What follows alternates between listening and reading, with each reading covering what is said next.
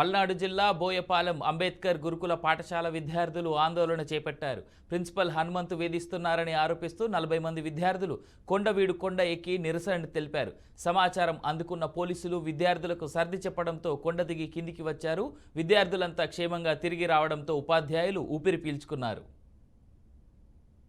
అందరూ కలిసికట్టుగా చేయండి అని చెప్పాను సార్. నేను చెప్పి వెళ్ళా స్టాఫ్కి.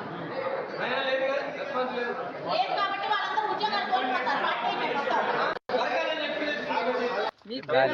తప్పు కదండి సార్. అది మామూలుగా తీస్తే గాడికి ఆల్రెడీ పలిగా ఉంది సార్. అడగండి సార్ అందరూ. అప్పుడే నేను చెప్పేది ఏంటంటే మీరు ఎవరన్నా ఉద్దేశపూర్వకంగా కిటికీలు పగలు కొడితే క్రిమినల్ కేసు అవుతుంది. ఉద్దేశం ప్రకారం బాత్రూమ్ డోర్స్ కూడా ఇప్పుడు పగలగొట్టి ఉన్నాయి సార్.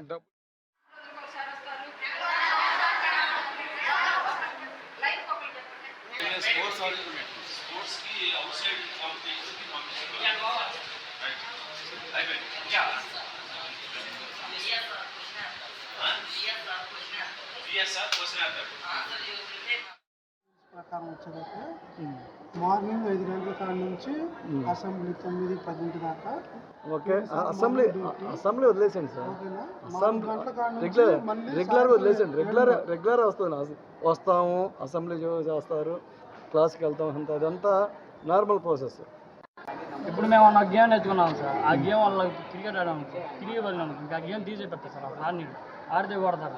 మళ్ళీ ఆ కిటికీ పోయిన ఆ కిటికీ పోయిన డబ్బు మేమే కట్టాలి సార్. కట్టిన తర్వాత సార్ ఇప్పుడు 10 మంది ఆడారు సార్. బాత్రూమ్ కాడ సార్ ఇప్పుడు 10 మంది ఆడారు. బాల్ కొట్టినాడు. స్పోర్ట్స్ ఐటమ్స్ లేవా? ఉన్నాయి సార్. ఎక్విప్మెంట్స్ ఇంకా రాలేదు. ఇక్కడ ఉన్నాయి సార్.